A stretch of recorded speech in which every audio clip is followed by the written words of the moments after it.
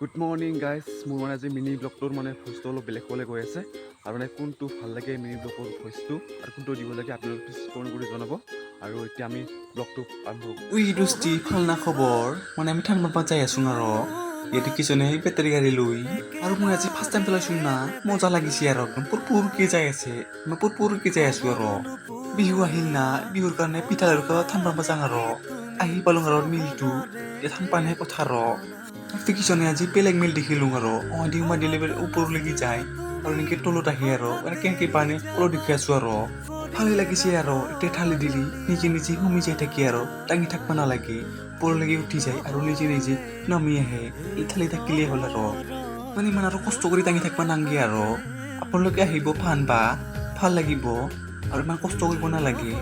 আৰু মোৰ কথা হৈছে যে লগটো মানে খৰজাং বজাং কৰি আছে মানে তাক নাহিলেও মই লৈ আনিছিলো না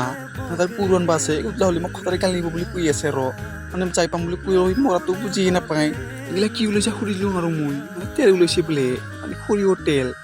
এনকে ওলাই নেকি মই কৈয়ে পোৱা নাছিলো ৰ মানে তেল ওলোৱা মেচিন আছে কৈয়ে পোৱা নাছিলো আৰু বোলে এতিয়া চিৰাও পোৱা নে আপোনালোকে চিৰা পানীতে আহিব আৰু এইগিলা মালগিলা আমাৰ ঠান বানা হল দে এতিয়া খোলাকে যাই থাকো আৰু আজি আমাৰ কাকাৰে গাড়ী খাল লৈ আনিছিলো মানে সি আজি নাহিলে আমাকে দি পঠাল আৰু ঠান বানবা আৰু আজি কেনেকুৱা লাগিছে লাইক সাবস্ক্ৰাইব কৰিব আৰু আজিলৈ বাই।